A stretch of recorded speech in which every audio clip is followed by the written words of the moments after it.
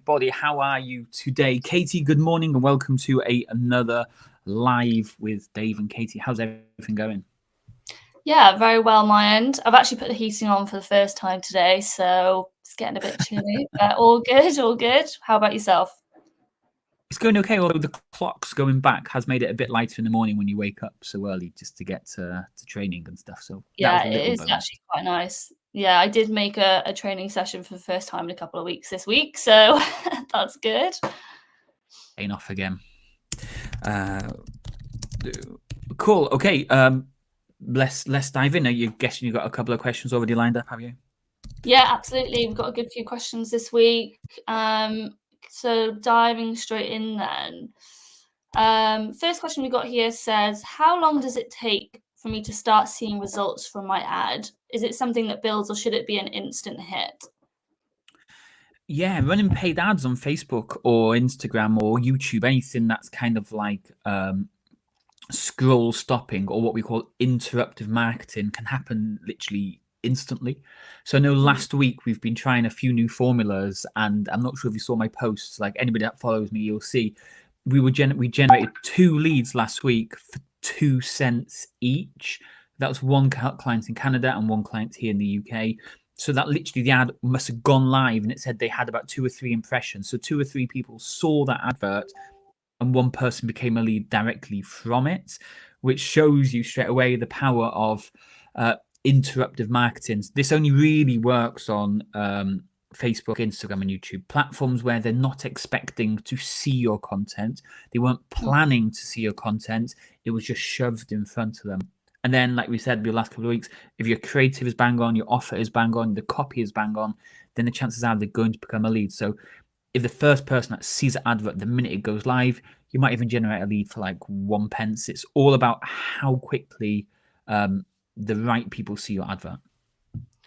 Yeah, so I guess on that kind of topic then, so if an ad went live and maybe it was up for a week or 2 weeks and it wasn't getting any hits, would you, I guess, look to revise either the copy and the creative, or would you kind of look at the targeting and make sure you're hitting the right people? What would you do differently? Start that part again. I kind of forgot the So first part then. yeah, so obviously this question's about seeing results from ads. So if someone's uploaded an Okay. ad and it's not getting those views, what would you change? Would you look at the copy, or would you look at and the creative, or would you look at more of the targeting that you're using? Yeah, the first thing we want to check is the clicks. That's the key to everything. If your clicks are really expensive, that's telling you that the people that you've targeted are not liking what they're seeing. So if you've put a menopause advert out there, but you're targeting men 20 to 25, then your clicks are probably going to be astronomical because they're not going to be wanting to click on that advert. They're just not interested in what you have to offer. So if you're targeting the wrong people with the wrong advert or campaign, then your clicks are going to be expensive. The clicks usually determine if the creative, the copy, or the offer is not good. But likewise, you could have the perfect setup there, but you're just targeting the wrong people. Usually, you'll be targeting the correct people. Usually, you'll be targeting your audience because you go into the ad set level and change the gender, the age, the location, and stuff like that. Then it really is to the ad, the creative, the copy, and the offer. If those are wrong, that's what's going to tell you if it needs to be changed. And then if it needs to be changing, you kind of go in the order of creative because that's got the biggest retail space. When someone's looking on Facebook, your video or your image is the biggest thing that they see, so that's the first thing they're going to notice. That will be the first thing you want to look at. Then you want to look at maybe the copy itself, because that's where they'll go just a little bit above the image so they can read the copy. And then we've got the headline and button. Those again might play factors, but usually go creative or video. That's the first thing, then the ad copy, then the headline, and the button will be the third thing to change. Nice. Okay, that's really useful, I think, for people who are just starting out and trialing different ads. And it always goes back to what we say, which is to make sure you understand your audience, know who you're targeting. If you understand that, then what you're going to be creating is going to be converting because you're talking to the right people in the right way. So yeah, okay, cool. So moving on then to our second question of the day. should my ad always have a promotion or a discount, or is there any point in doing some about promoting my service? Yeah, a tough one that. It's all going to come down to the stage you are in your campaign or in your marketing plan. Most of us probably don't have a solid marketing plan that we follow. There could be a few out there who've kind of advanced to those stages. Now, what I mean by that is some months you are actually actively looking to generate leads. Other months you just don't need any new clients, or maybe because your program's just started, you want to turn the ads off for 2 or 3 weeks because you don't need any people. So if you've figured out your marketing plan, you know when you want to be running ads and when not to run ads, you then have a better idea of what ads to be running. So if we need to generate people because your program starts on the 1st of November, then you'll probably be running lead gen ads, trying to generate interest in what you have to offer, whether that's to submit their details, message you, comment, submit their forms, whatever it is. So pure lead gen ads. But maybe your program doesn't start until, let's say, obviously we're moving into the worst time of the year now, but maybe your program starts the 15th of December. So you don't want to advertise just yet for spaces for that program. So what you might do is you might generate an audience, an interest, start getting people to engage with you and your business. So you might run success story adverts, client testimonial adverts, so people can discover you, not be pushed to submit their details because they actually want to join right here, right now. It's more that they become aware of your fitness business. So they see the success story video, they can really resonate with it. They watch the whole thing through, and then they'll go and find your website. Then they'll like you on Instagram. They might even DM you at that stage, but that's sown the seed in their head. They've seen that testimonial. They're motivated and inspired by it. And then when you put your lead gen adverts on a week or two later, hopefully they still remember that success story and they're going to then click on that advert there. So you don't have to run pure lead gen campaigns all the time. You can vary up between lead magnets and ebooks, or success stories, or simply just awareness, boosting a couple of your real generic posts where you're not actually pushing anything at all. But only do this if you have a marketing strategy behind it. Don't just think boosting for the sake of boosting is a good strategy. There has to be a real reason behind why you're doing it. Otherwise, you're just throwing your money away. Yeah, definitely. So it's all about, I guess, understanding what stage you're at in your business. So whether you're an awareness stage, like you said, whether you're literally wanting eyes on your profile, so that could be increasing your followers, views, all that sort of stuff, or whether you're actually aiming to convert and make sales, which would be then your lead generation strategy and that form of your ads. So I guess a combination of both is always going to be best, like you said just then. So using awareness ads prior to your conversion ads, and hopefully that will give you the best combination to see a high conversion rate. Yeah, it's one of those unique ones that, again, it's going to really come down to your budget. If you're only spending £10 a day type of thing, you're not really going to have the flexibility to run a number of campaigns. But if you're spending 30, 40, £50 a day, you might just say £30 of that is towards lead gen.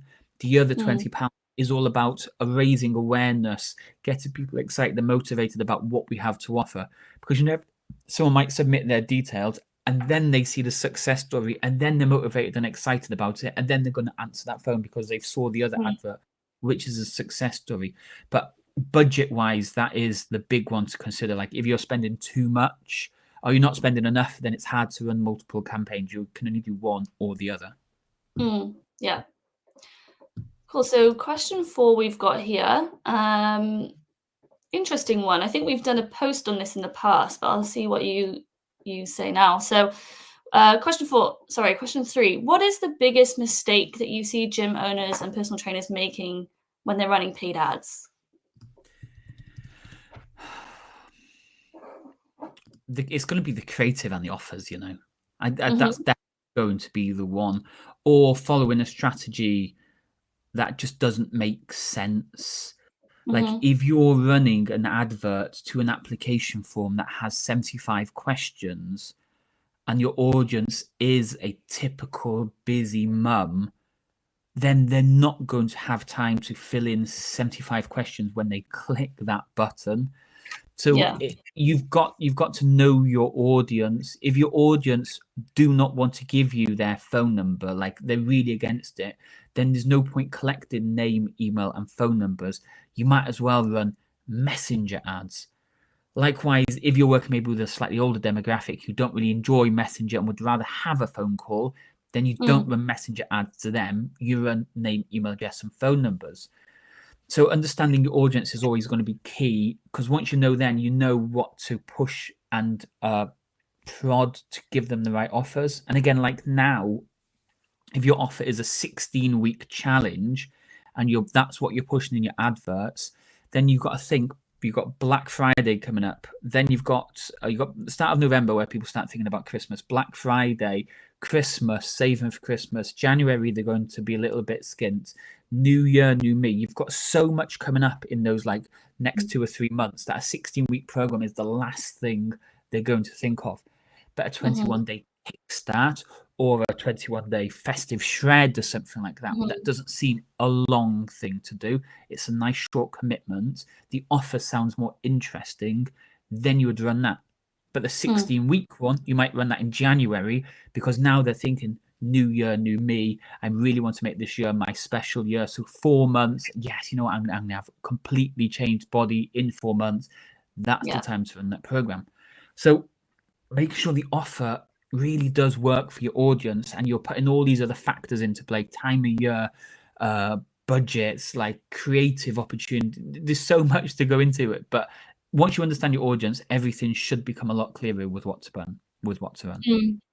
Yeah, definitely. And also 100% with the time of year, like the new year, new me. I know I'll probably be signing up to one of those myself. So it's always good things to think about there, and the way we phrase it to our audience. Wonderful. So question 4. Okay, so I'm thinking about opening a second venue. What should I definitely do before committing? That's a tough one. That the correct answer is making sure you're overbooked and oversubscribed before you open that second venue, because opening that second venue is going to be an investment, not only of finances but of your time too. So if your current studio is struggling, you're not really breaking even, not really making a profit, you're not really paying yourself well, then opening a second studio is only going to compound the difficulties you're having with this first studio. Granted, the second studio might be in a better location. It might be able to run a better offer. It might be able to command a higher price. And that then is going to give you all your focus.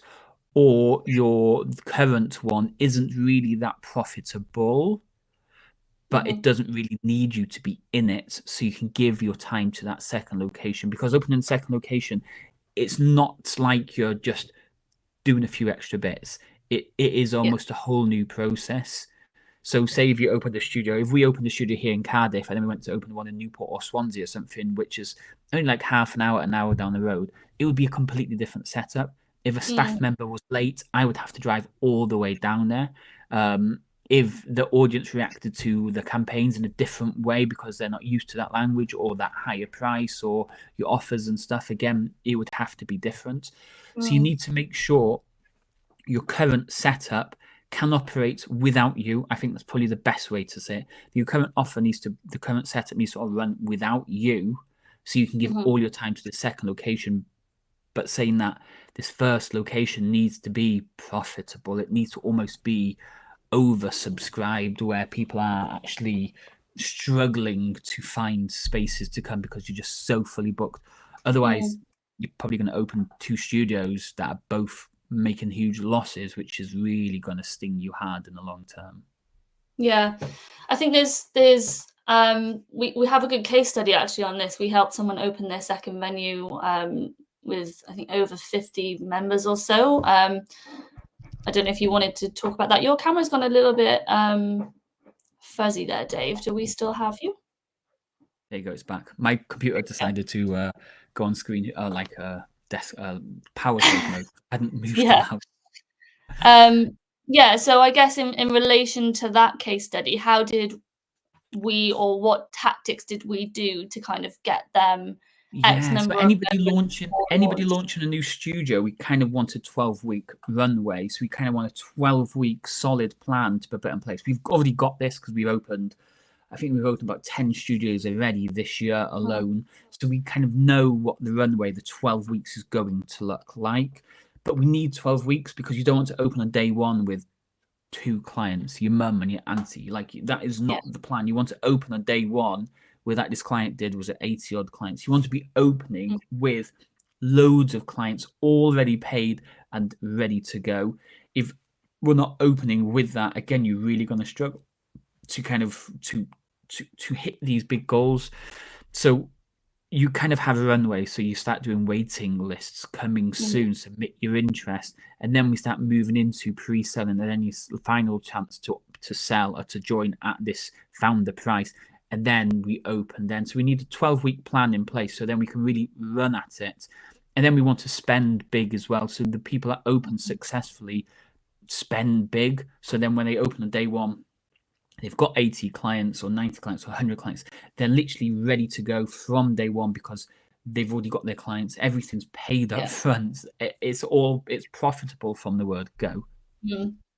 And also flipping that to the kind of customer side or client side as well. I think if you're joining a new gym and there's only a handful, say 5 members, and you're turning up to classes and they feel a bit empty, it's not going to have that same kind of feeling that when you'll go into a full class and you think, oh, I need to make sure I'm booking here because otherwise I might not get a space, you know? So that also plays into probably the longevity and the commitment of the customers and the clients that you are getting as well. But I don't know on that point though, on that point is something to consider. Like if you're opening so our space was 2,500 square foot, so we could probably get 18 to 20 people in a session at a real big push.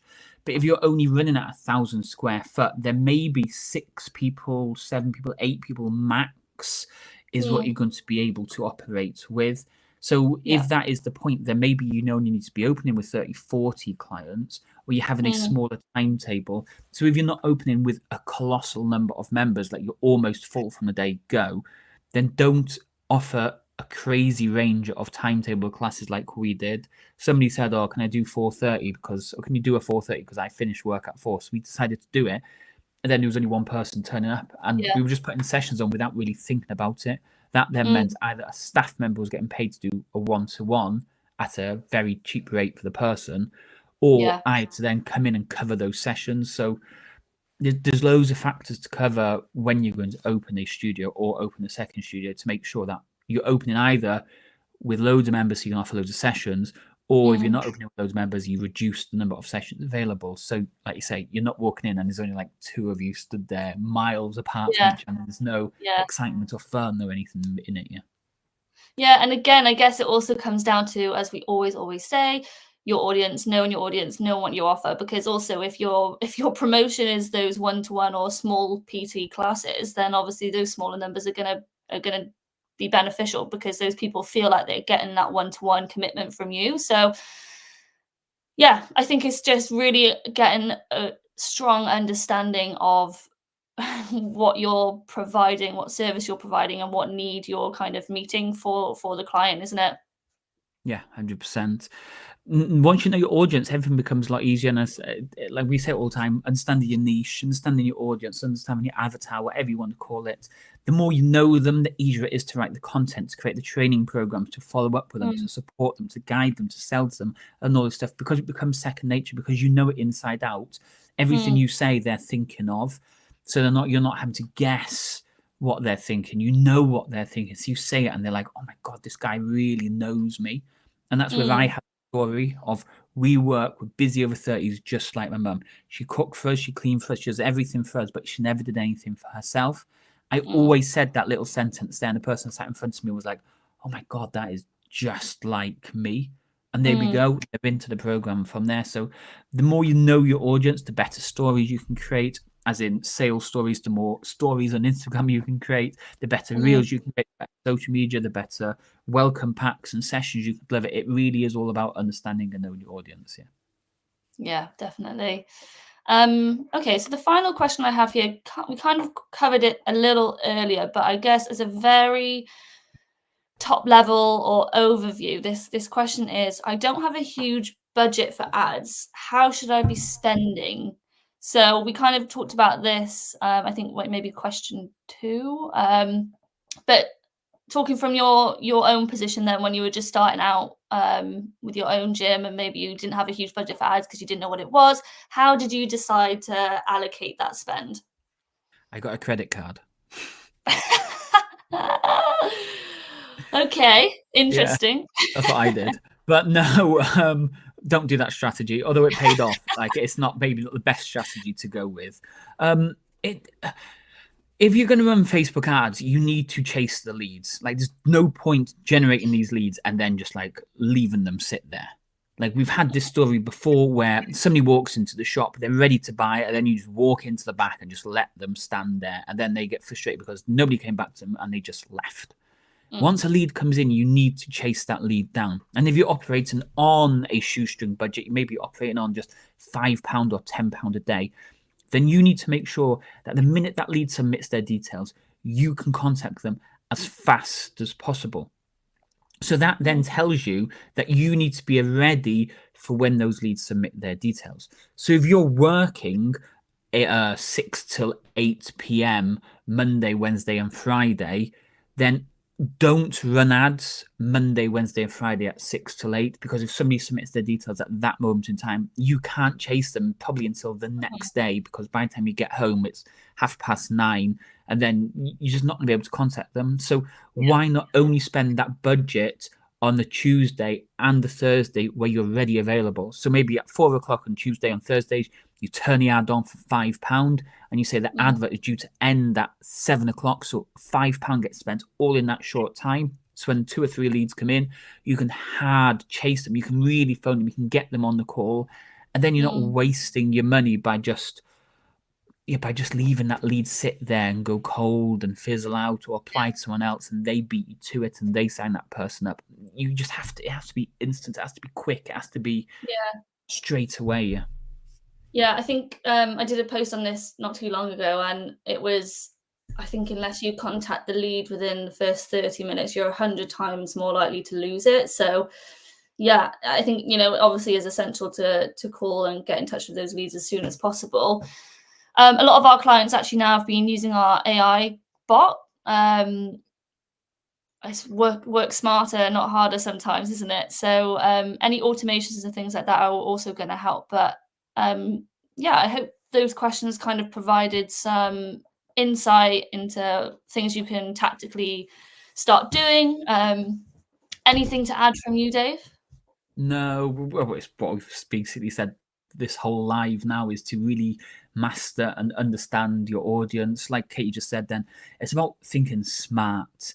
It's not about just going all in and hoping for the best. What's it called?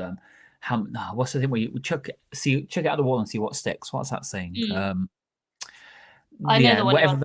Whatever that saying is, it's not a case of checking everything at the wall and seeing what stick. Because again, if you're doing this on a shoestring budget, or you don't have really the backup funding like some other businesses might to really try a few things, then you need to only do what is working well.